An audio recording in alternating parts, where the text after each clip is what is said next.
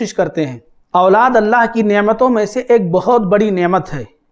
अल्लाह रब्बुल आलमीन ने जिनको औलाद नहीं दिया है, इस नेमत की अहमियत का अंदाज़ा उन्हीं को है। और जिनके यहाँ औलाद है वो कभी गाफिल हो सकते हैं, उसकी अहमियत कभी वो भूल सकते हैं। इसी तरीके से किसके यहाँ बेटी पैदा होगी और किसके यहाँ बेटा पैदा होगा, इसका अख्तियार किसी माँ बाप को नहीं है, किसी वालिदैन को नहीं है। ये अल्लाह रब्बुल आलमीन का फैसला है कि किसके यहाँ बेटी पैदा होगी और किसके यहाँ बेटी नहीं पैदा होगी। जैसा कि अल्लाह रब्बुल आलमीन ने सूरत अश-शूरा में फरमाया कि यहबु लिमन यशाउ इनासन व यहबु लिमन यशाउ ज़ुकूर, कि अल्लाह रब्बुल आलमीन जिसको चाहता है सिर्फ बेटी देता है और जिसको चाहता है बेटा देता है। ये अल्लाह रब्बुल आलमीन का फैसला है। इस आयत के अंदर और भी तफसील है, मैं मुख्तसर तौर पर सिर्फ आपको ये बात बता रहा हूँ। औलाद किसके यहाँ होगी नहीं होगी, किसको औलाद की दौलत मिलेगी नहीं मिलेगी, ये भी अल्लाह रब्बुल आलमीन का फैसला है। इसमें किसी का कोई अख्तियार बाकी नहीं रहता है। मेरे भाइयों और दोस्तों, बेटियां जन्नत में जाने का जरिया और सबब हैं। बेटियां एक तरह से जन्नत में दाखिले की एक टिकट हैं। आप सोचिए, बेटा और बेटी किसको मिलना है किसको नहीं मिलना है, इसका अख्तियार किसी के पास नहीं है और देने वाला अल्लाह रब्बुल आलमीन है। और अल्लाह ताला किसी को ज़्यादा बेटी दे दे, किसी को कम दे दे, किसी को सिर्फ बेटी दे, किसी को सिर्फ बेटे दे, इसमें एक इंसान का कोई अख्तियार नहीं है। और अल्लाह रब्बुल आलमीन की दी हुई नेमत, अल्लाह रब्बुल आलमीन की दी हुई चीज़ हमारे लिए बोझ कैसे हो सकती है, नऊज़ु बिल्लाह। ये बहुत ही काबिल अफसोस बात है। मेरे भाइयों और दोस्तों, क्या बेटियों की तालीम और तरबियत करना, उसके लिए मेहनत करना, इसका शुमार बोझ में से होता है? अगर ये बोझ है तो क्या बेटों के ताल्लुक से तालीम और तरबियत हमें नहीं करनी होती है? क्या उसके लिए हमें मेहनत नहीं करनी होती है? तो एक तरफ अगर बोझ है तो दूसरी तरफ बोझ नहीं है, ऐसा कैसे हो सकता है?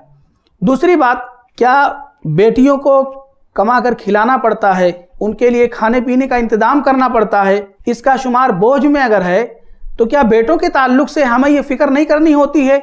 इसके लिए हमें मेहनत नहीं करनी होती है? करनी होती है। फिर दो तरह की बात हम कैसे कर सकते हैं? इसी तरीके से अगर बेटियों का हमें निकाह करना होता है, उनकी शादी करनी पड़ती है, तो क्या बेटों का निकाह हम नहीं करते?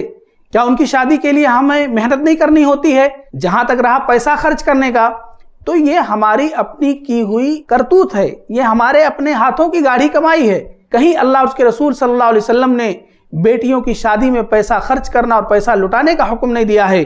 ये तो मुआशरे में जिन लोगों को अल्लाह ने नेमत दी थी, शादी के मौका पर उन्होंने तोहफे और हदिये के नाम पर बहुत सारे सामान देने शुरू किए और बाद में ये चीज़ रस्म बन गई, वाजिब और ज़रूरी हो गई। तो ये मामला अल्लाह की तरफ से नहीं है। तो शादी ब्याह बेटियों की भी करनी पड़ती है, बेटों की भी करनी पड़ती है, तालीम और तरबियत दोनों की करनी पड़ती है। इसी तरीके से दोनों के ऊपर मेहनत, पैसा, सब कुछ खर्च करना पड़ता है। फिर दोनों के ताल्लुक से ये सोच हमारी अलग अलग क्यों है कि बेटियां बोझ हैं? मेरे भाई और दोस्तों, अफसोस है कि जिनके वजूद से हमारा वजूद जुड़ा हुआ है, यानी इस दुनिया में हम और आप हैं, इस दुनिया में हम और आप आए, कैसे आए? यही बेटियां, यही बहनें, यही बीवियां, इन्हीं को औरत का नाम दिया गया है, इन्हीं को हम ख़वातीन कहते हैं। आप बताइए, हर शख्स जो दुनिया में आया है, क्या वो अपनी माँ से नहीं पैदा हुआ है? यकीनन पैदा हुआ है। तो मेरे भाइयों, जिसके वजूद से हमारा वजूद है, वो कैसे बोझ हो सकती है? यही बेटियां जब हमारे पास होती हैं, हम इनके वालिदैन हैं, तो ये हमारी बेटियां हैं। लेकिन जब कल इनकी तालीम और तरबियत करके, इनकी शादी ब्याह करके हम इनका निकाह कर देते हैं, तो यही बेटी किसी की बीवी बन जाती है। और उसके बाद अल्लाह रब्बुल आलमीन उन दोनों के निकाह और रिश्ते के बाद औलाद की दौलत उन्हें अता फरमाता है। तो यही बेटी फिर वहां जाकर के बच्चों की माँ बन जाती है, माँ का मकाम और मर्तबा हासिल कर लेती है। फिर इसी तरीके से आगे उसके मकाम और मर्तबे बदलते जाते हैं, उसकी अहमियत चेंज होते रहती है।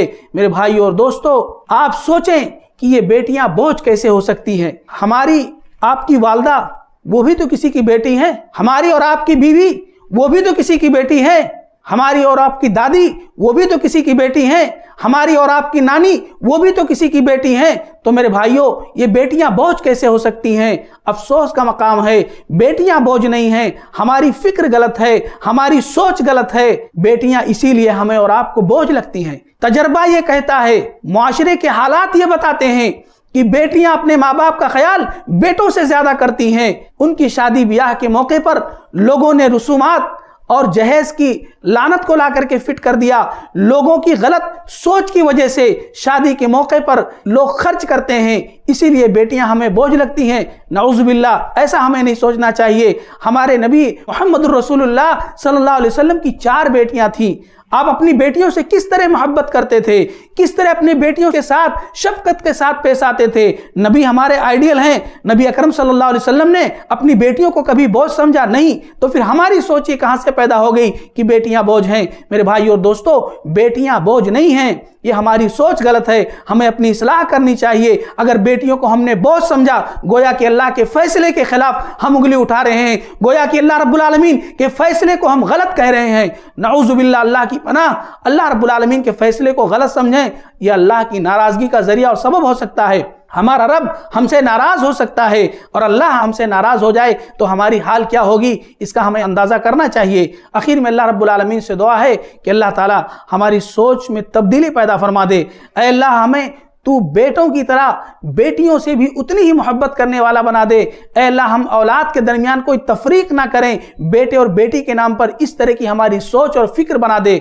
ऐ अल्लाह, जब तक दुनिया में हमें जिंदा रख, ईमान की बका और सलामती के साथ जिंदा रख। हमारा खात्मा हो तो ईमान की बका और सलामती के साथ हो। आमीन। तक़ब्बल या रब्बल आलमीन। जज़ाकुमुल्लाहु खैरा। वस्सलामु अलैकुम व रहमतुल्लाहि व बरकातुहू।